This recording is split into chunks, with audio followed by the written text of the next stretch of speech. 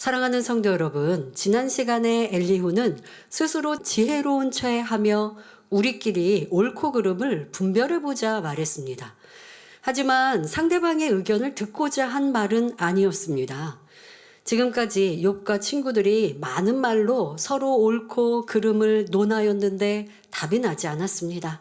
그러니 이제는 내 차례다 싶어 욥을 가르치려고 하면서 그냥 말만 우리 함께 분별해보자 한 것이죠. 여러분 삶 속에 이럴 때 많지 않습니까? 상대방하고 뭔가 티격태격하고 그래서 사이가 안 좋아졌어요. 그런데 시간이 흘러서 내가 그때 이렇게 말했으면 좋겠는데 라고 번뜩 어떤 말이 떠올라요.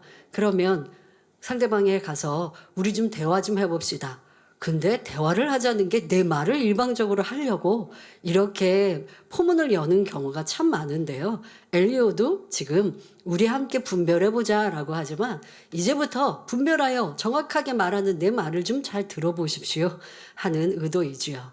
그리고 이어서 예전에 욥이 했던 말들을 일목요연하게 정리하여 설명합니다.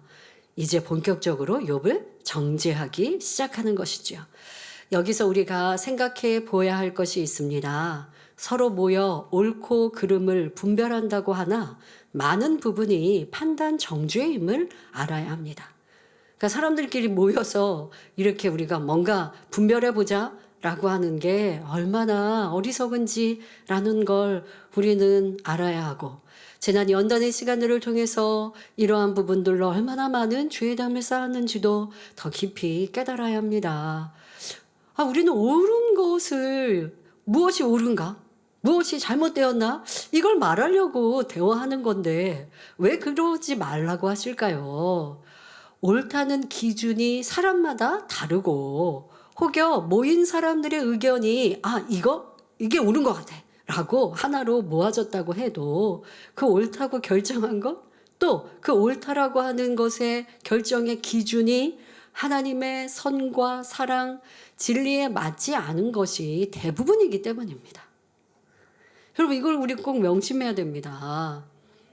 지금까지 욥의 친구들 욥 엘리후가 진리를 인용해서 말하는 것을 우리는 참 많이 보았는데, 근데 진리를 인용했어도 적절하게 인용을 해야 되는 것도 있지만 사람의 마음 중심을 모르기에, 더 나아가서 오늘 말씀의 제목과 같이 하나님의 기쁘신 뜻을 사람이 알지 못하기에, 세상에 벌어지는 많은 일들을 우리가 알고 있는 진리로 분별한다 해도 맞지 않는 것이 대부분이라는 것을 우리는 명심해야 합니다.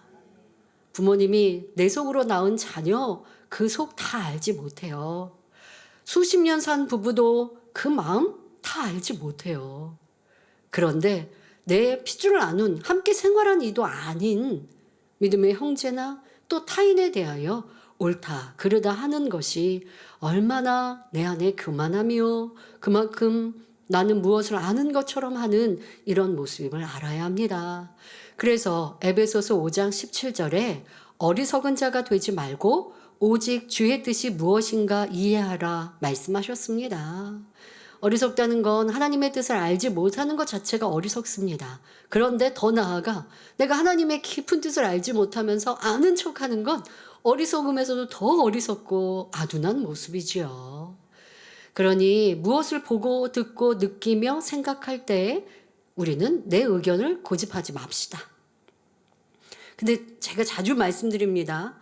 우리는 생각하고 느끼고 내가 말하는 것, 특히 우리의 생각은 내가 맞다, 옳다라고 정하고 생각한다는 거죠. 근데 이게 틀렸다, 틀릴 수도 있다라는 것을 기억하여서 지금 내 생각에 이 지금 혼의 작용이 일어나는 것을 멈추시고, 이러면 안 돼. 내가 누군가를 판단할 수 있나? 무엇을 분별할 수 있나? 분별할 만큼 나는 하나님의 깊은 뜻을 알고 있나? 그렇지 않지. 그러니까 생각하지 말자. 내가 분별하려고 하지 말자. 그냥 하나님의 선하신 뜻을 찾으려고 하자라고. 하나님의 선하신 뜻을 찾으면 악한 것은 생각지 않으면 돼요. 누군가가 뭔가 자꾸 어디에서 누군가의 잘못을 들어다가 이거는 좀 아닌 거 아니야? 그거는 조금 잘못된 거 아니야? 그럴 필요가 없다는 거죠. 악한 거 생각하지 말고 선한 일, 누군가의 장점, 칭찬할 만일, 또 간증, 그런 거는 서로 퍼나르고 서로 함께 대화하고, 야, 그분이 그렇게 충성하더니 이렇게 축복받았구나. 그런데 또 그 중에 어떤 사람이, 그런데 이번엔 축복받았는데 그 사람은 이거 고쳐야 돼. 이런 말 하려고 하는 것이 바로 내가 판단에 속하는 것이요. 그러니 그럴 때는 우리 좋은 말만 합시다. 이렇게 하고 선에 속한 말만, 대화만 하는 우리가 되어집시다. 자, 내 의견이 옳다 고집하는 거, 이거 고치십시오. 또 다른 사람의 말에 쉽게 영향을 받는 것도 여러분들이 고쳐야 합니다. 우리 연단의 시간에 그런 일들 참 많이 만나지 않습니까? 어떤 경우는 나보다 믿음이 좋은 사람, 어떤 경우는 나보다 직분이 더 크고 일꾼이다 하는 사람, 그런 사람들이 어떤 일에 대해서 분별한다 하고 논한다 합니다. 그리고 나한테 가르치고 나한테 얘기해주고 나한테 분별한 걸 전해주고요. 자, 그런데 그게 맞느냐? 지금 말씀드린 대로 하나님의 마음을 다 알지 못하는 직분자요, 일꾼이요, 믿음이 좋아 보이는 사람이라 할지라도 그러지 말라고 하시니까 그런 말에 귀 기울이거나 영향을 받을 필요가 없어요. 그런데 우리는 그렇게 생각하죠. 내가 잘 분별 못하니까 나보다 분별력이 뛰어난 사람의 분별을 들어야 된다. 성령의 음성을 듣는 습관, 기도하는 습관. 무엇을 잘 모르겠으면 선한 것을 듣고 말하고 생각하는 모습으로 바꾸시면 죄 지을 일 없고 더 변화의 아름다운 열매를 맺을 수 있습니다.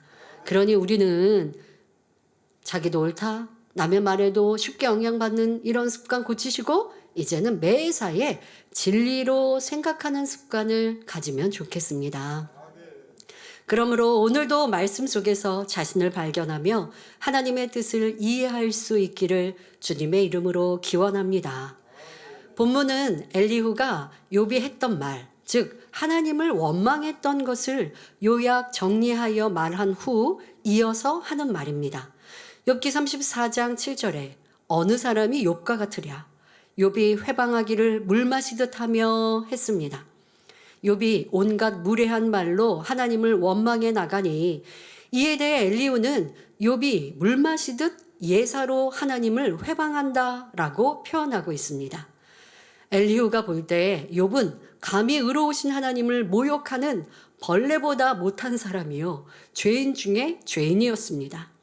결국 예전에 욥이 베풀었던 선행과 덕행들까지 모두 위선이며 가식이었다고 단정짓게 되었지요. 그러나 엘리후는 하나는 알고 둘은 모르는 사람입니다. 하나님은 공의롭고 선하신 분이다 라는 사실에만 초점을 맞추고 있을 뿐 하나님의 깊은 마음은 읽지 못하고 있지요. 이로 인해 스스로 재판장이 되어 욥을 재판하고 있는 것입니다. 성도 여러분도 혹여 이런 오류를 범하지 않으려면 항상 성령의 음성을 들을 수 있어야 합니다. 설령 어떤 사람이 명백한 악을 행했다 해도 저 사람은 그럴 줄 알았어. 그럴 만한 사람이야. 또는 어떻게 저럴 수 있지? 라고 생각하기 전에 하나님께서 그를 어떻게 보시는지를 생각해 보아야 합니다. 그를 긍휼히 여기시는지, 그에게 어떻게 회개의 길을 열어주시기를 원하시는지 성령의 음성을 들으려고 해야 하지요. 자, 예를 들어 다윗 왕이 밧세바를 취했을 때 이건 명백한 죄 아닙니까? 자, 그러한 것을 내가 보았다, 알았다 하면 쉽게 정죄하는 것이 보통 사람이라는 거예요. 그런데 하나님께서 지금 다윗을 버리시는 게 아니잖아요. 하나님의 선지자를 보내서 엄히 책망하셔도 그것을 통해 돌이키는 기회를, 깨우침을 주시는 하나님의 사랑이시잖아요. 근데 그거를 모르는 사람이 하나님이 이제 다윗 버리시겠구나. 또 다윗이 연단을 받을 때는 어떠하겠습니까? 하나님이 다윗 왕을 버리셨구나. 이렇게 생각하는 게 판단이고 정죄라는 거예요. 이렇게 여러분 매사에 우리의 삶에 상대의 때로는 명백한 어떠한 사실에 대해서도 내가 판단하고 정죄가 될 수 있음을 알아서 저거는 죄야, 악이야 분별은 해야죠. 명백한 일에 대해서 죄야, 악이야 나는 그러지 말아야겠다. 왜 일꾼이고 믿음이 좋다 했는데 죄악을 행하고 품었을까?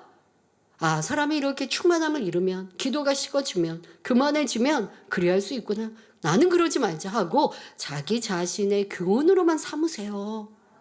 그것으로 여러분 더 나아가서 야, 그 사람이 이제 어려움을 만나겠는데? 연달을 만났더니 야, 하나님이 그 사람을 이렇게 버리셨구나? 이러면 이제 큰 죄가 된다는 것입니다. 그러니 상대의 일에 대해서 우리가 성령의 역사를 정확히 받지 않는 이상은 굳이 남의 죄에 감나라 배나라 하지 마시고 모든 것에 나를 비추어 보는 능력으로 삼으시면 되겠습니다. 그런데 성령의 음성을 듣지 않고 성령의 주관도 못 받으면서 내 양심이나 내 생각의 기준으로 상대의 어떤 잘잘못을 판단한다면 엘리후처럼 스스로 재판장이 되는 죄를 낳을 수 있는 것입니다. 이어지는 욥기 34장 8절 9절에 악한 일을 하는 자들과 사귀며 악인과 함께 다니면서 이르기를 사람이 하나님을 기뻐하나 무익하다 하는구나 말합니다. 엘리후는 욥을 향해 악한 일을 하는 자들과 사귀며 악인과 함께 다닌다 말하는 것이죠. 그럼 이 의미는 무엇일까요? 유유상종이라는 말이 있는 것처럼 대개 사람은 무리의 법칙에 의해 의인은 의인끼리, 악인은 악인끼리 사귀게 됩니다. 선한 사람은 선한 사람끼리 모여 은혜를 나누는 반면 노름꾼은 노름꾼끼리 모이고 남의 허물을 보기 좋아하는 사람들은 그런 사람들끼리 모여 수군수군합니다. 욥에게 시험이 오기 전에는 자기의 위치에 어울리는 사람들, 즉 부와 명예와 권세가 있으며 학식 있는 사람들과 교제에 나갔을 것입니다. 그러나 시험으로 인해 그가 누리던 영화로움이 한순간에 무너지고 건강마저 잃고 나니 예전에 자기를 따르고 교제했던 사람들은 다 떠나갔습니다. 대신 욥의 몰락한 형편을 구경하러 오거나 조롱하러 온 사람들이 모여 희희낙낙거렸지요.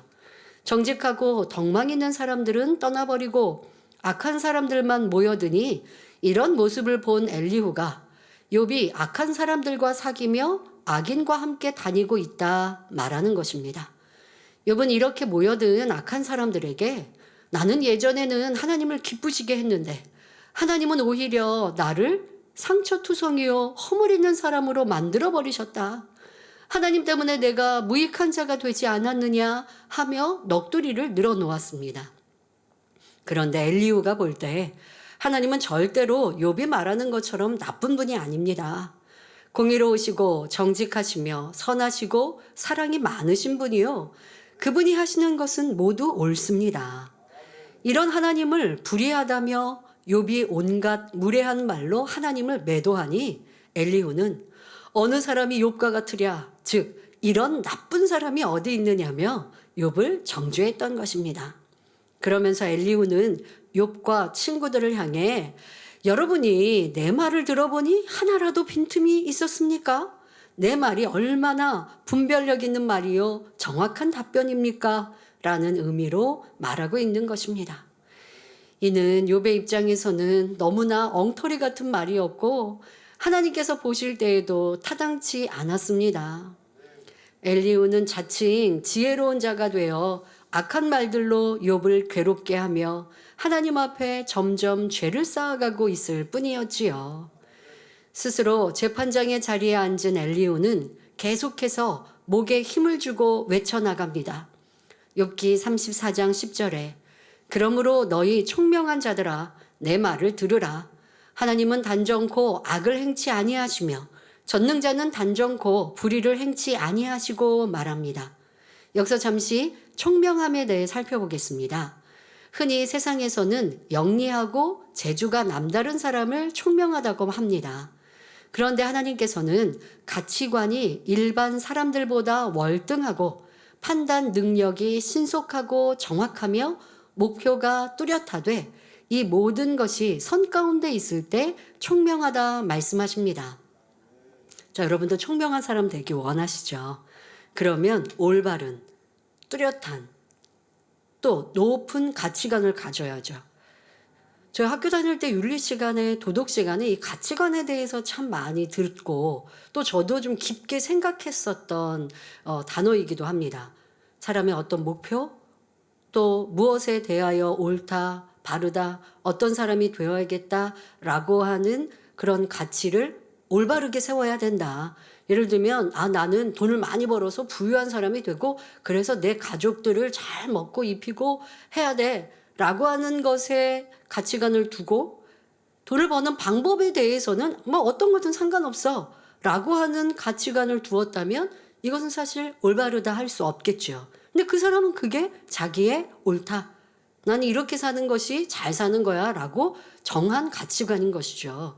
그러니 옳은 가치관, 높은 가치관, 하나님이 인정하실 만한 가치관을 정하는 것은 참 중요합니다. 여러분들은 무엇에 내 표대를 두고 계십니까? 하나님 보실 때 너는 바른 참 칭찬받을 만한 크고 넓은 포부를 가지고 있구나 라고 하는 것도 또 중요하겠고, 가치관을 그렇게 두었어도 이루지 못하면 소용이 없죠. 또 이루어 나가는 사람이 총명하다 할 수 있겠고, 또 세상 삶을 살아가면서 우리는 많은 것을 결정해야 할 때가 있습니다. 근데 여러 이제 모임 중에 보면, 사람들 중에 보면 이걸 이렇게 해야 돼, 저렇게 해야 돼, 어떻게 해야 돼? 뭐 우리가 먹고 사는 방법도 결정을 해야 되겠지만 그것보다 더 중요한 어떤 일들을 해결하고 풀어가고 하는 데 있어서 결정해야 할 때, 총명한 사람은 바른 결정을 빠르게 할 수 있다라고 지금 단어 설명을 하고 계시죠. 여러분도 그런 사람이 되면 주변 사람들에게 유익을 줄 수 있겠죠. 사람들이 혼돈할 때 이건 어떻게 해야 되지? 무엇이 바를까? 라고 결정하지 못할 때 성령의 주관을 받고, 또 지혜로운 사람들은 이렇게 진리에도 합당하고 또 우리의 모임도 가장 유익하게 사람들에게도 가장 덕이 될 수 있는 결정을 내릴 수 있는 것, 이 또한도 총명한데 그 모든 것이 선 가운데 있어야 한다 말씀하십니다. 자, 즉 총명함이 악으로 활용된다면 이는 진정한 총명함이 아니라고 말씀하시는 것이지요. 세상적으로는 미련한 자가 되어야 하나님 안에서 지혜로운 자가 될 수 있는 것처럼 총명함 또한 악이 아닌 선 가운데 활용될 때 참된 총명함이라 하시는 것입니다. 하나님의 사람들은 진리 안에 살아가면서 기도할 때 성령님께서 마음을 주관해 주시며 총명함을 주셔서 창조적이고 발전적인 사람으로 만들어 주십니다. 그런데 엘리후는 하나님께서 말씀하시는 총명은 알지 못하니 지금 하고 있는 이 총명의 단어를 사용하면서 욥과 친구들에게 지금 총명한 자들아 라고 말을 하고 있는 것은 그저 그 듣고 있는 사람들이 자신의 말에 귀 기울일 수 있도록 칭찬의 말로 사용하고 있는 것이죠. 그리고 당신들은 총명하니까 이제 잘 불멸할 수 있을 거야 라고 말하고자 하는 의도입니다. 엘리후는 욥과 친구들을 향해 총명한 자들아 내 말을 들으라 말하면서 당신들은 그만큼 학식도 높고 총명한 분들이니 내 말을 한 귀로 듣고 흘려버리지 말고 귀담아 들어서 깨달아 보십시오 라는 의미로 말한 것입니다. 그리고 하나님은 단정코 악을 행치 아니하시며 전능자는 단정코 불의를 행치 아니하신다 했는데 이는 너무나 지당한 말입니다. 악한 사람들은 권력을 손에 쥐면 자기 맘대로 휘두르며 자신의 이익을 위해 다른 사람들을 억압하거나 부당하게 대하는 경우가 많습니다. 그런데 하나님께서는 절대 주권을 가진 분이시며 모든 것을 하실 수 있는 능력과 권세를 가진 전능자임에도 결코 불의를 행치 않으십니다. 엘리후도 하나님이 이처럼 공의롭고 선하신 분임을 말하고 있지요. 하지만 엘리후의 깨달음은 수박 겉핥기에 불과하다는 사실을 알아야 합니다. 그 이유가 무엇인지는 다음 본문을 살펴본 후에 말씀드리겠습니다. 욥기 34장 11절 12절에 사람의 일을 따라 보응하사 각각 그 행위대로 얻게 하시나니 진실로 하나님은 악을 행치 아니하시며 전능자는 공의를 굽히지 아니하시느니라 합니다. 이 말을 앞절과 함께 풀어보면 욥아 하나님은 악을 행치 않으시고 불의를 행하지 않는 분이요 각 사람이 행한 대로 갚아주시고 심은 대로 거두게 해주시는 분이다. 하나님은 전능자이시지만 불의하게 재판하는 분이 아니란다. 그러한 하나님이 너를 치신 것은 단정하건대 내가 악하고 의가 없고 거짓말쟁이이기 때문이다. 이런 말입니다. 엘리후는 단지 욥에게서 들은 말만을 가지고 욥을 판단 정죄하고 있습니다. 하나님에 대해서도 자기 방식대로 이해하며 하나님을 평하고 있지요. 누구든지 하나님의 뜻을 깊이 모르면 이런 판단이 나올 수 있습니다. 엘리후는 사랑하는 자녀를 더 좋은 그릇으로 만들기 위해 연단하시는 하나님의 마음, 더 큰 축복을 주기 위해 시험을 허락하시는 하나님의 뜻은 헤아리지 못하고 있습니다. 만일 엘리후 같은 사람이 사자굴에 던져지는 다니엘이나 풀무불에 던져지는 다니엘의 새 친구를 본다면 어떻게 생각하겠습니까? 그러니까 결론은 아직 못 보고 과정을 보고 있다면 이렇게 판단할 거예요. 얼마나 큰 죄를 지었으면 저렇게 비참한 죽음을 맞을까 하고 판단했을 것입니다. 그런데 결말은 이제 그런 어려움을 받고 또 다음날 또 이내 문제가 해결됐죠. 근데 문제는요, 사람들은 순간순간 판단 정죄한다는 거예요. 끝까지 보고 평가하는 게 아니라 순간 내가 보는 대로 들은 대로 그때그때 판단이, 수학은 난 그렇게 잘 못하는데 이 생각은요, 이 생각의 회로는요, 딱 보고 답이 딱 나와요. 그 답이 내 안에서의 답이지 진리의 답이 아닌데. 그러니까 지금같이 다니엘 세 친구의 당한 어려움, 그 밤에 다니엘이 사자굴에 던져지고 다음날 새벽에 반전의 역사가 일어나기 전에 이미 판단, 정죄하고 수근수근 했을 것이에요. 자, 그런데 다음날 보니까 문제가 해결되고 또 이들이 어려움에서 놓였습니다. 그러면 그거 보고 또 다시 기뻐하겠죠. 결과가 이제 반전이니까 기뻐할 겁니다. 그런데 문제는 뭔지 아십니까? 자신은 하나님이 싫어하시는 판단 정죄를 이미 했다는 거예요. 이미 그렇게 판단 정죄를 했는데 스스로는 깨닫지 못하는 경우가 참으로 많죠. 잠깐, 순간, 반나절, 한나절, 아니면 어느 정도의 기간, 이렇게 판단 정죄를 했는데 문제가 해결되니까 회개할까요? 몰라요.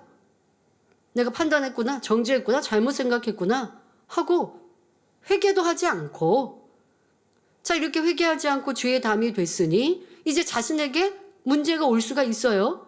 그런데 문제가 생겨도 이러한 판단 정죄 때문에 죄의 담이 되었다라는 걸 찾지 못하는 사람들이 참으로 많다는 것입니다.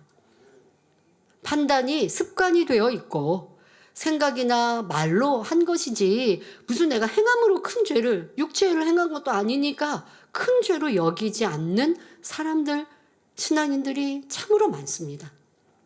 그런데 여러분, 판단과 정죄 생각으로 하고 그냥 입술로 두세 사람이 아니면 뒤에서 뒷말로 수근수근 했지만 하나님께서는 이것을 큰 죄로 여기신다는 것입니다.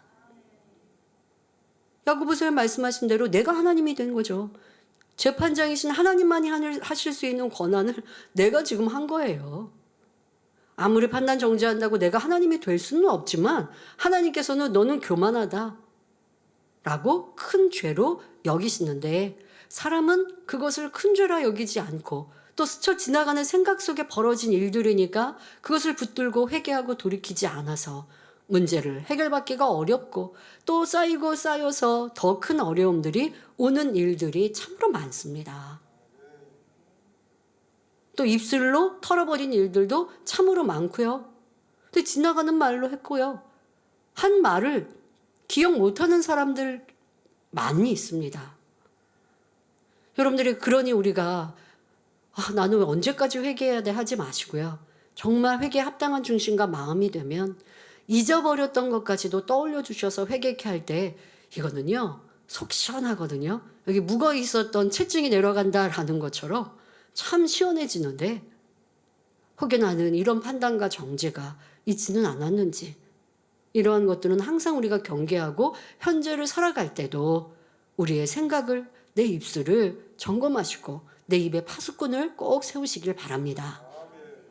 자, 이렇게 엘리후와 같이 하나님의 뜻을 오해하고 자기 생각대로 끼워 맞추는 사람은 큰 판단의 죄를 지을 수 있습니다. 자, 예를 들어 사도 바울이 복음을 전하다가 매를 수없이 맞고 감옥에 갇히며 온갖 핍박을 당하는 모습을 본다면, 더더욱 사도 바울은 뭔가 이제 완전한 반전이 아니라 죽음에까지 이르렀습니다. 자, 이런 과정의 어려움과 또 그러한 결과를 본다면 하나님께서는 선한 사람을 저렇게 고통받게 하시는 분이 아니지, 아마 사도 바울은 심히도 악이 많은 사람임에 틀림없어 할 것입니다.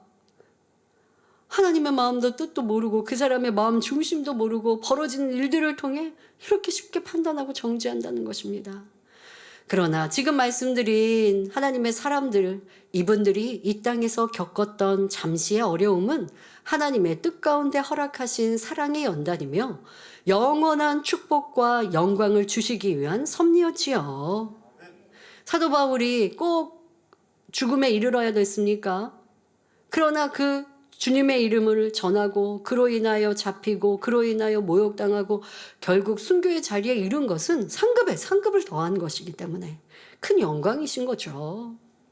사람의 생각대로 다른 반전의 역사를 펼치셨으면 얼마나 좋을까? 이건 우리의 사람의 기대이고 하나님께서는 그를 통하여 더 크게 영광을 올려 받으시고 또 그 피로 인하여서 후대에 그 순교로 인하여 후대에 많은 사람들을 전도하게 하시는 좋은 본보기로 삼으시는 일들을 사람들은 알지 못하면 당장은 판단하고 실망하고 또 그 당시에도 사도 바울과 함께 사역했던 이들이 많이 떠났고 성도들도 힘들고 지쳐있다면 참으로 어리석은 일이 아니겠습니까? 이런 하나님의 섭리를 우리의 삶 속에서 깨달지 못하고 낙심하고 불평하고 원망해서는 아니 될 것입니다. 지금 욥이 받는 연단도 재앙이 아니라 하나님의 큰 사랑의 표현임을 엘리후는 짐작조차 못하고 있습니다. 성도 여러분, 우리는 하나님을 바로 이해해야 합니다. 하나님께서는 악한 사람들에게도 어찌하든 돌이킬 기회를 주시는 분입니다. 다윗은 자신을 시기하여 죽이려 하는 사울 왕을 죽일 수 있는 절호의 기회가 2번이나 있었지만 하나님의 마음을 알기에 용서하고 참습니다. 그럼에도 사울 왕은 돌이키지 않고 여전히 군대를 동원하여 다윗을 쫓아다닙니다. 이런 사울은 하나님께서 보실 때 얼마나 악한 사람입니까? 그러나 하나님께서는 사울이 범죄한다고 해서 즉시 처단하지 않으셨으며 참고 또 참으셨습니다. 베드로후서 3장 9절에 주의 약속은 어떤 이에 더디다고 생각하는 것 같이 더딘 것이 아니라 오직 너희를 대하여 오래 참으사 아무도 멸망치 않고 다 회개하기에 이르기를 원하시느니라 말씀합니다.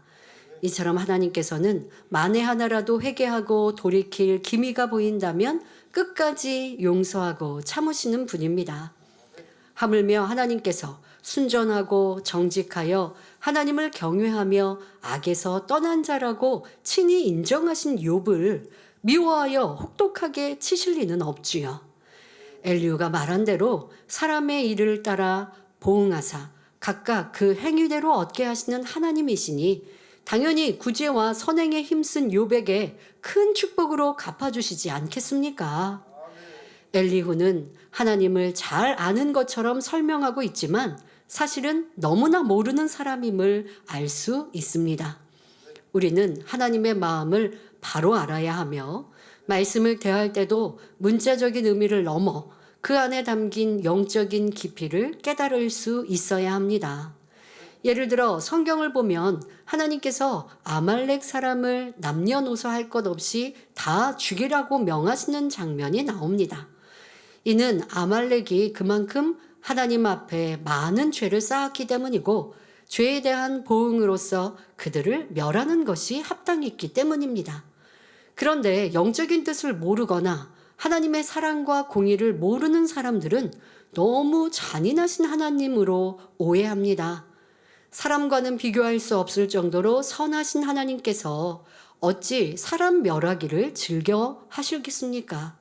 어느 민족, 어떤 환경 속에 거하는 사람이라 해도 그가 선하다면 하나님께서는 반드시 구원에 이르게 하십니다.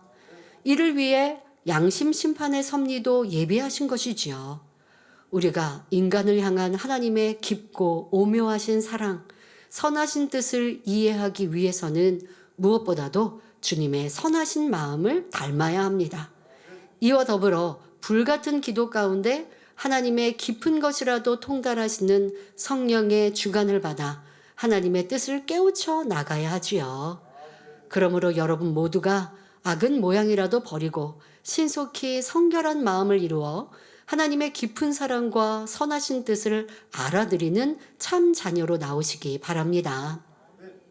이어지는 욥기 34장 13절에 누가 땅을 그에게 맡겼느냐, 누가 온 세계를 정하였느냐 했는데, 이는 하나님께서 땅을 지으시고 온 세계를 정하신 창조주로서 절대 주권자임을 강조하는 말입니다.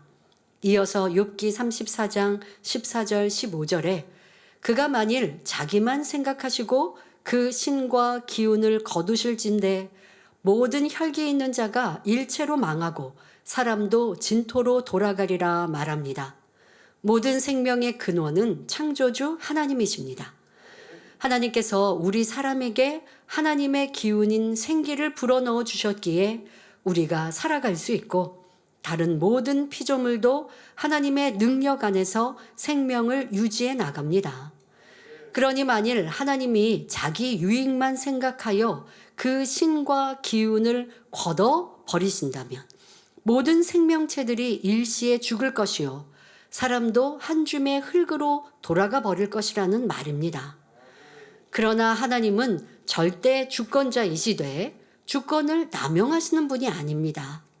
하나님께서 독재자처럼 권한을 마음대로 휘두르시는 분이라면 어떤 현상이 일어나겠습니까? 불의한 재판관처럼 자기 욕심이나 감정에 따라 사람을 살리고 죽일 수도 있습니다. 하나님이 기분이 좋으시면 좋은 날씨 주시고, 하나님이 기분이 나쁘시면 비바람 태풍을 주시는 게 아니라, 이 자연의 흐름은 또 천기의 변화는 하나님이 처음 만드신 창조의 섭리 속에 이 운영할 수 있는 프로그램을 정해 놓으신 것이고 그 프로그램 안에 움직입니다. 그런데 지금의 지구에 벌어지고 있는 자연재해는 왜 그러합니까? 사람들이 이 지구 자연을 많이 파괴했죠. 그로 인하여 벌어지는 재해, 또 기후의 변화, 그로 인하여 우리가 어려움을 당하는 것이지, 하나님이 진노하셔서 화를 내셔서 이런 어려움을 주셨다 하면 안 되는 것이죠. 하나님의 심판은 정하신 때에 분명 이루어집니다. 지구에 또 끝은 있는 것이고, 그런데 그러기까지는 이 자연의 섭리는 처음 프로그램 해 놓으신 대로, 그런데 거기에 사람들이 그 프로그램 안에 지구를 파괴한 그로 인해 당하는 어려움이시지 하나님이 화를 내신 것이 아닙니다. 하나님은 심은 대로 거두게 하시는 그런 하나님이십니다. 그런데 하나님이 그것이 아니라 마음에 쏙 드는 사람에게는 많이 주고 그렇지 않은 사람에게는 적게 주신다라고 하시면 안 되죠. 하나님이 마음대로 주권을 사용하시면 그렇게 그냥 마음대로 예뻐, 너 내가 마음에 든다, 그러니까 복 줄게, 그러실 수밖에 없을 텐데, 그러나 하나님은 진리 자체이시며 선과 의와 공의와 사랑 가운데 계시는 분입니다. 모든 것을 하실 수 있다 해도 임의로 주권을 행사하지 않으시며 결코 악을 행치 않으십니다. 여러분, 그래서 우리가 일하늘의 공의도 또 중요합니다. 예를 들면 사람들과의 관계 속에서도 여러분들이 선을 쫓고 또 성실하게 일을 해야 하나님의 또 자녀들에게 복 주실 수 있는데, 내가 삶 속에 성실하지 않으면 복을 주시고 싶어도 일하늘의 공의가 있으니까 복을 받지 못하는 것이죠. 하나님께서 저 하나님 믿는 사람인데 왜 세상 사람들은 저렇게 복 받고 하나님을 믿는 나는 왜 복을 안 주시나요? 할 것이 아니라, 하나님은 복을 주시려면 모든 것에 여러분들이 복 받기에 합당한 그릇을 만드셔야 되는 것이지, 그렇지 않으면 하나님의 사람이니까 복 받을 그릇이 안 됐는데 복 주신다 라고 한다면 하나님이 주권을 마음대로 행사하시는 분일 수밖에 없는 것이죠.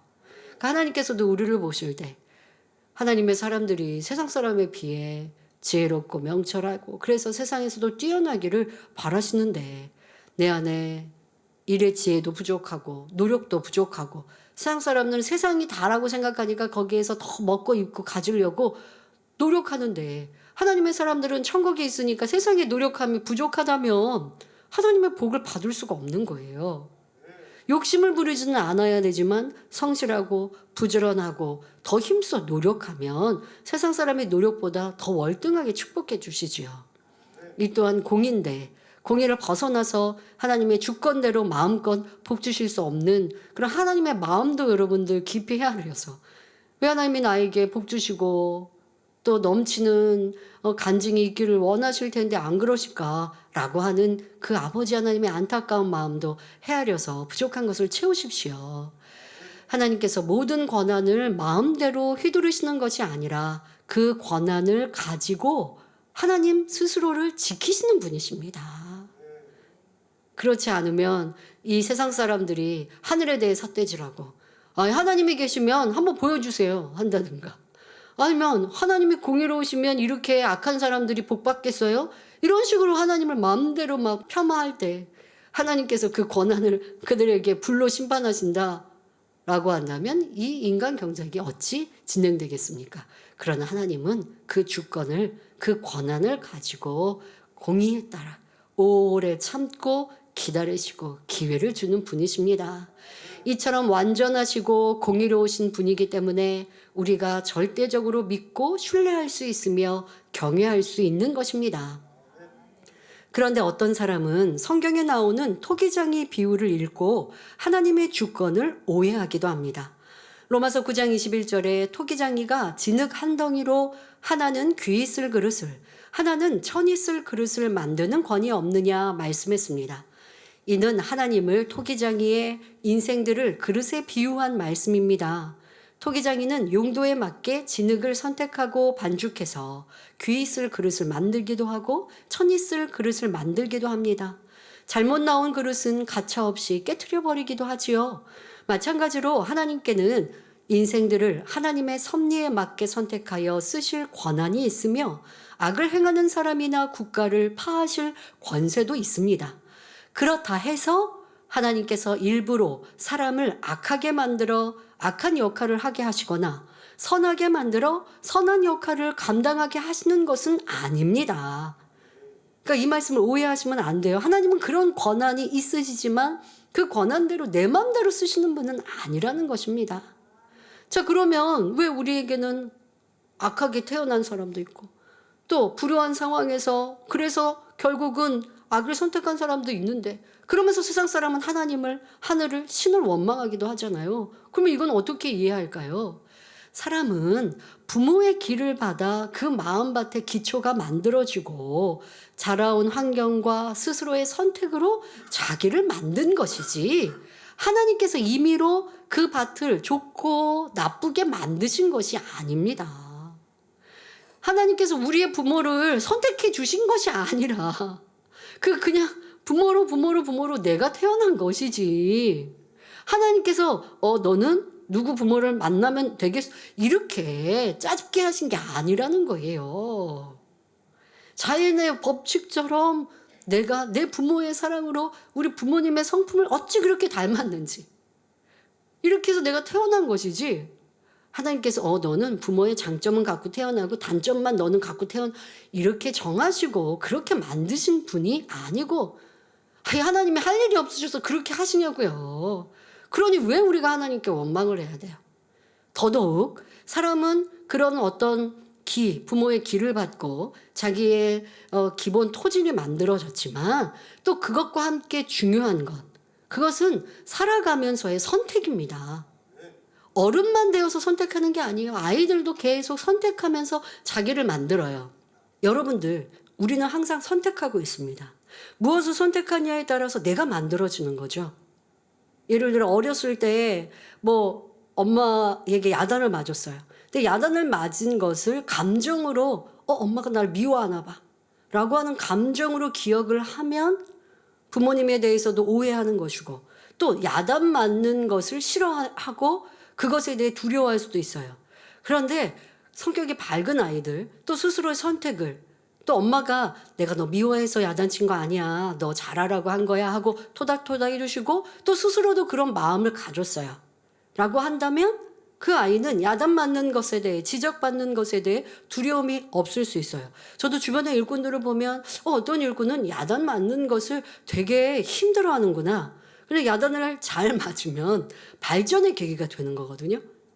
근데 야단 맞으면 보통 우리가 주눅 들게 되잖아요. 주눅을 들고 그러면 무슨 말씀하셨는지도 기억을 못하고 야단 맞은 일을 또 반복해요. 이건 굉장히 자기를 사랑하는 감정적인 방어 태세이죠. 근데 그게 아니라 내가 잘못한 것이 있어서 말씀해 주시면 감사히 받고, 그럼 무슨 말씀을 하시는지 귀담아 들어야 되는데 우선 내 마음이 슬퍼요. 힘들어요. 그 야단을 맞으니까 이게 감정적으로 자기를 보호하려고 하는 이런 모습. 그러면 이제 혼란스러워서 무슨 말씀하시는지도. 그래서 여러분들도 내 감정의 변화, 지금도 내가 선택한 결과가 어떠하고 과거에 내가 어떤 선택을 해서 지금의 내가 내 성격에 만들었는지도 곰곰이 궁금해 보면 참 재미있을 것 같아요. 그렇게 하면 지금의 나를 또 고칠 수가 있는 것이죠.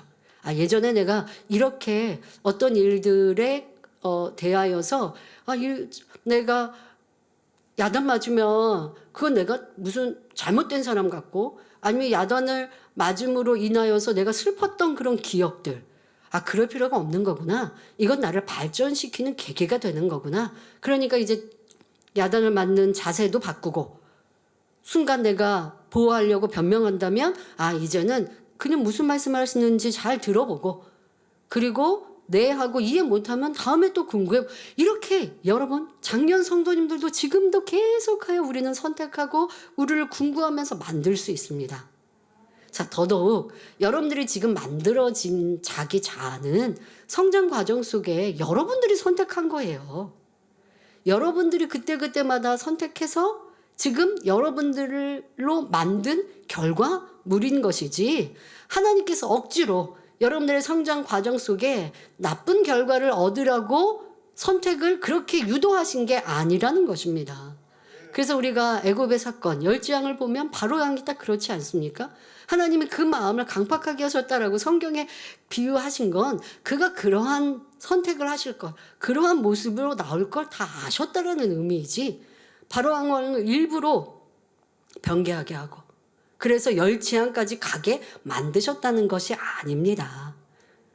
단지 모든 것을 아시는 하나님께서 각 사람의 중심과 달란트를 보시고 선택하여 하나님의 섭리를 이루어 가시는 그러한 것임을 알아야 합니다. 하나님을 오해하지 마시고, 하나님이 만드셨고 역사를 주관하시고 인생의 생사복을 주관하신다고 하니까 하나님 마음대로 판을 짜시고 그렇게 우리를 유도하신다 하시면 안 됩니다. 내가 당한 어려움도 하나님이 만드셨고 그래서 나를 이렇게 괴롭게 하신다라고 욥처럼 오해하고 원망해서 안 되는 것이지요. 그러므로 우리는 선하시고 공의로우신 하나님을 결코 오해하는 일이 없어야 하겠습니다. 본문에서 엘리후가 하나님이 그 신과 기운을 거두실진데 모든 혈기 있는 자가 일체로 망하고 사람도 진토로 돌아가리라 한 것은 자신의 속마음을 드러내는 말임을 알아야 합니다. 이게 무슨 말일까요? 만일 엘리후가 하나님과 같은 권세를 가진 주권자라면 욥을 절대로 용서할 리가 없다라고 하는 자기의 그 감정과 자기의 생각을 담아서 말을 하고 있는 것이죠. 피조물인 주제에 감히 창조주인 나보다 더 의롭다고 하다니 하면서 당장 죽음의 형벌을 내렸을 것입니다. 엘리후가 지금 이런 권세와 주권이 있었다면 욥을 보고 용납하지 않았을 거예요. 이처럼 본인이 악한 마음이기 때문에 하나님께서 욥을 치신 것이 틀림없다고 단정 지으며 하나님의 절대 주권을 함부로 논하고 있는 것입니다. 자기 마음이 악하고 긍휼이 없으니 하나님도 그럴 것이라고 판단하는 것이지요. 이런 일들은 성도님들 안에서도 쉽게 찾아볼 수 있습니다. 내가 볼 때 상대는 악을 행하고 못됐는데 윗분이 그 사람을 용서하고 또 사명이라든가 어떤 일의 기회를 주면 영 불편하고 싫습니다.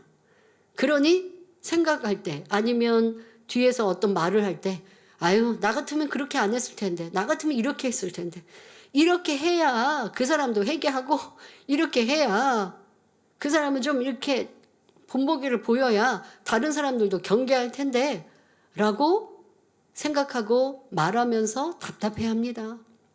그러나 이는 내 안에 사랑이 없음을 말하는 것이니 그럴 때는 입을 다물고 묵묵히 자신을 돌아보며 변화의 시간을 삼아야 합니다. 그러지 않고 이렇게 처리해야 하는데 그래야 저 사람도 회개하고 일이 잘 풀리는데 말한다면 불편함과 악만 쌓아갈 뿐이지요. 그러니 하나님의 마음을 깨달을 수도 없고 닮아갈 수도 없습니다. 우리 하나님은 오래 참으시는 분이시며 한없는 긍휼과 용서의 하나님이십니다. 절대 주권자이시되 오직 진리와 선과 의, 빛 가운데 행하시는 분이므로 내가 온전하니 너희도 온전하라. 내가 거룩하니 너희도 거룩하라 말씀하시는 것입니다. 만일 하나님께서 욥과 같은 연단을 엘리후에게 허락하셨다면 엘리후는 일찌감치 하나님을 등지고 떠났을 사람입니다. 이처럼 악이 많은 사람이기 때문에 욥에 대해서도 마음껏 헤아리며 판단, 정죄하고 있는 것입니다. 우리가 분명히 알아야 할 것은 자기 마음에 악이 없으면 남을 함부로 판단, 정죄하지 않는다는 사실입니다. 내가 속이니 남도 속일 것이다 생각하고 내가 거짓말하니 남도 거짓말하겠지 단정합니다. 자기가 도적질할 마음이 있으니 남도 도적질하는 사람으로 보이고 자기가 간음하니 남도 간음할 것이라고 판단하는 것이지요. 오직 하나님만이 사람의 마음을 정확히 감찰하시며 그 중심을 온전히 아실 수 있습니다. 그러므로 어떠한 상황에서도 재판관의 자리에 앉아 상대를 판단하고 정죄하는 일이 없어야겠습니다. 또 혹여 여러분이 누군가를 신방하거나 상담해 줄 때 엘리후가 되지 않도록 주의하시기 바랍니다. 하나님께서 축복을 주시기 위해 연단 중인 사람에게 가서 하나님은 의롭고 선하시니 잘못 없는 사람에게는 절대로 시험할 난을 주시지 않습니다. 분명히 성도님에게 큰 잘못이 있기 때문에 어려움이 닥친 것입니다. 라고 말한다면 어떻게 문제가 해결되겠습니까? 도리어 그 성도를 낙심하게 만드는 결과를 낳게 되지요. 그러므로 말씀을 자기 생각 속에서 해석하거나 상대의 현실에 짜맞추어서는 안 되며 오직 성령의 역사 가운데 정확히 적용하고 풀어줄 수 있어야겠습니다. 그런데 우리 주의종님들과 일꾼들은 성도의 문제가 있을 때 그 문제를 해결할 수 있는 신방과 상담을 해야 하기 때문에 지금같이 자꾸 진리로 당신 뭐 잘못했어요? 라고 취조하는 자세가 될 수 있어요. 그래 하지 마시고 여러분들이 성령의 주관을 받아 답을 주시면 아니면 문제 해결의 공식을 알려주시는 상담과 신방을 하시면 돼요. 대다수의 우리의 문제는 죄로 인하여 그런 문제가 오는 경우입니다.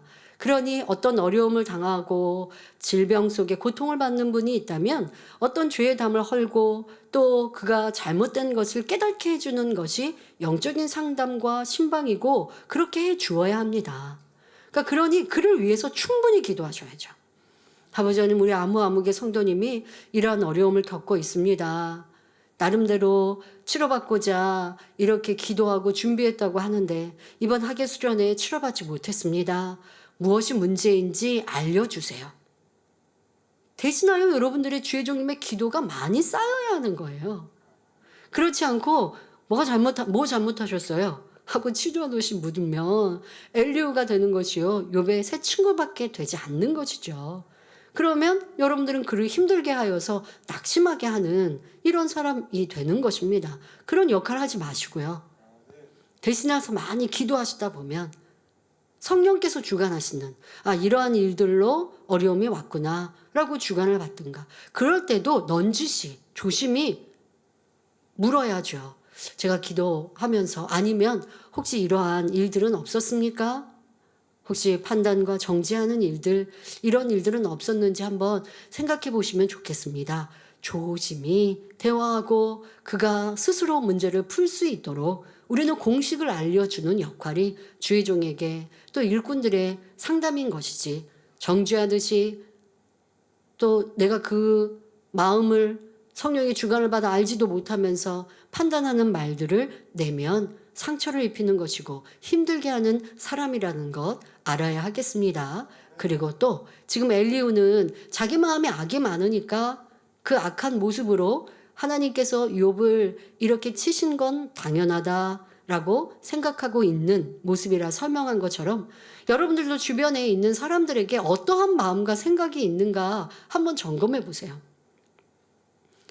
아유, 저 사람은 저렇게 악한 사람, 저 사람은 저렇게 잘못된 사람, 저 사람은 이렇게 못된 사람, 나는 그렇게 생각하는가? 아니면 저 사람의 그런 면은 뒤로 하고, 이 사람은 이런 장점이 있고 이런 좋은 면이 있고 참 이 사람은 이렇게 잘 될 거야 라고 긍정적으로 보고 있고 생각하고 있다면, 그러면 여러분들도 좋은 면이 많은, 선한 마음이 많은 모습일 터인데, 그렇지 않고 나는 상대의 잘못되고 부족한 것만 많이 보인다면 지금 엘리후처럼 내 안에 악이 많기에 그렇게 볼 수 있고 그렇게 판단, 정죄하고 있습니다. 자, 또 아무리 명백한 잘못에 대해서도 하나님이 그에게 기회를 주실 수도 있고 하나님이 그에게 긍휼히 여겨줄 수도 있는데, 나는 하나님의 긍휼과 선과 사랑이 없으니까 야, 저 사람 저러다가 어려움 당할 텐데, 야, 저 사람 저렇게 하면 구원도 못 받는데, 안타까워서 하는 말이 아니라고요. 이거는 정죄의 말이요. 상대를 저주하는 말을 너무 쉽게 하고 있고 그러한 생각 속에 빠지고 있는 내 모습, 이런 모습들 또한도 점검하고 돌아보고 이제 온전히 고치시기를 바랍니다. 결론을 말씀드립니다. 사랑하는 성도 여러분, 엘리후는 스스로 지혜롭고 총명하다 생각하며 하나님의 마음과 뜻을 잘 안다 자부하고 있습니다. 하지만 그의 말을 통해 얼마나 하나님의 마음을 모르는 사람인가를 알 수 있었지요. 하나님의 넓고 크신 사랑도 알지 못하며 무엇보다 판단, 정죄하지 말고 수근거리지 말라 하신 진리도 알지 못하는 사람이었습니다. 이 얼마나 미련하고 어리석은 모습인지요. 우리는 엘리후를 통해 내가 잘 안다 하는 생각을 깨트려야 합니다. 하늘보다 높고 바다보다 깊으시며 온 우주를 품으신 하나님의 마음과 뜻을 미움, 서운함, 짜증, 혈기, 불편함이 많은 인생이 어찌 이해할 수 있겠습니까? 그러면서 상대를 가르치고 바꾸려 하는 모습이 얼마나 많았는지, 이 사람은 이게 문제고 저 사람은 저걸 고쳐야 해 평가했던 일은 없었는지 돌아보시길 바랍니다. 아유, 내 안에 죄악은 많이 버렸으니까 그러니 나는 진리로 가르칠 수 있는 자격이 있다? 아니요. 금요철야 말씀을 들은 바와 같이 하나님이 기뻐하시는 선에 나는 이르지 못해놓고, 내가 좋은 사람은 사랑하고 내가 인정하고 칭찬받는 사람은 그 사람에게는 선대하고, 악을 행하거나 부족한 사람에게는 그 사람에게는 내가 선을 쫓지 못하는 이런 모습으로는 세상 사람과 다를 바 없어요. 하나님의 선하신 뜻 너무 거리가 먼 것이죠. 그런 모습으로 내가 진리를 많이 안다라고 한다면 틀린 것이 참으로 많은 것입니다. 더더욱 우리가 살아가는 목자님에 대해서 말을 할 때도, 또 우리가 그 들은 말씀을 인용하여 전할 때도 마찬가지죠. 내 안에 그 깊은 마음을 다 알지 못하는데, 여러분들 우리는 계속하여, 그래서 저는 이제 우리는 그런 일들이 없어도 계속하여 있었던 일들 속에서 그 깊은 선과 사랑을 알아가는 만큼 아버지의 선을, 사랑을 더 깨닫게 되고 또 그것이 저에게 능력이 되는 것이죠. 그러니 우리는 이렇게 힘써서 아버지의 마음을 알아야 할 것이고, 또 이제는 우리 주님의 마음 담기를 힘써야 하겠습니다. 빌립보서 2장 5절에 너희 안에 이 마음을 품으라 곧 그리스도 예수의 마음이니 하신 말씀처럼 낮아지고 섬기며 순종하며 내가 없는 모습이 될 때 주님을 닮음으로 아버지 하나님의 마음도 바로 아는 참 자녀가 될 수 있습니다. 하나님은 그렇게 주님을 닮고 아버지의 마음을 알아 선과 사랑으로 모두를 섬기는 자녀를 얻길 고대하십니다. 우리 모두 욥기 강해를 통해 깨어지고 변화되어 아버지 하나님의 기쁨이 되는 자녀로 나오기를 주님의 이름으로 축원합니다. 할렐루야. 전능하신 사랑의 아버지 하나님, 이 시간 기도받는 모든 성도님들 위해 안수하여 주옵소서.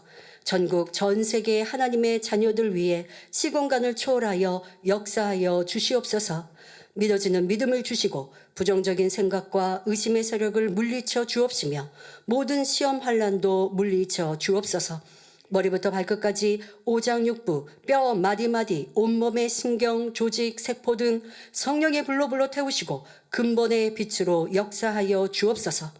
예수 그리스도의 이름으로 명하노니 원수마귀 사단아, 모든 질병, 균, 연약함아 물러가라. 빛이여 임하라. 모든 불치, 난치병도 성령의 불로 태워 깨끗게 하여 주옵소서.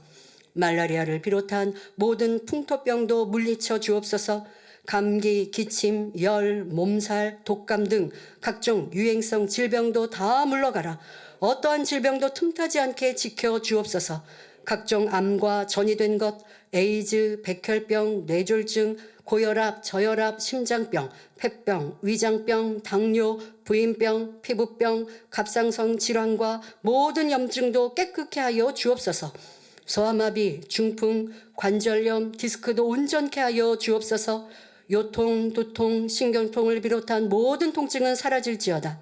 간질, 자폐증, 우울증, 조울증, 공황장애, 노이로제, 치매 등 모든 정신질환도 물러가라. 모든 마비된 것도 풀어지고 일어나 걷고 뛸지어다. 눈도 잘 보이게 하옵시고 귀도 잘 들리게 하여 주옵소서. 소경은 눈을 뜨고 귀머거리는 들으며 벙어리는 말할지어다.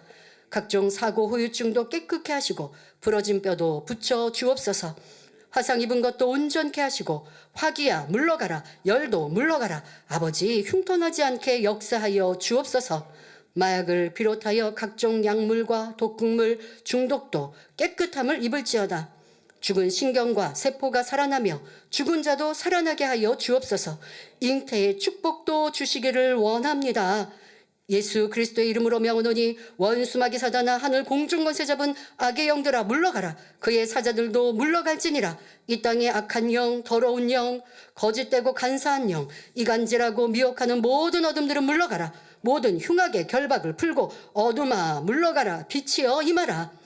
아버지 하나님, 부르짖어 기도할 수 있는 능력을 주시고 죄를 버리고 성결될 수 있는 능력을 주옵소서. 영혼이 잘됨같이 범사에 잘되게 하시고 가정의 복음화도 이루어 주시기를 원합니다. 한 주간도 모든 사고와 재앙으로부터 지켜주시고 불통이 없는 형통한 삶을 살 수 있도록 축복해 주옵소서. 성령의 불담으로 천군 천사와 주님의 불꽃 같은 눈동자로 모든 하나님의 자녀들과 가정, 일터, 사업터를 지켜주시기를 원합니다. 학생들에게 지혜와 명철을 더하시고 공부할 수 있는 뜨거운 마음과 열정도 더하여 주옵소서. 마음과 생각을 세상에 빼앗기지 않도록 지켜주시고 하나님을 뜨겁게 사랑하는 학생들로 축복하여 주시옵소서. 하나님의 자녀들이 먹으나 마시나 입으나 무엇을 하든지 하나님 앞에 영광 돌리는 삶이 되게 축복하여 주시기를 원합니다. 나는 하나님을 만났노라, 체험했노라, 응답받았노라, 축복받았노라 간증하는 입술이 되게 역사하여 주옵소서. 아버지 하나님 감사합니다. 홀로 영광 받으옵소서. 우리 주 예수 그리스도의 이름으로 기도하옵나이다. 아멘.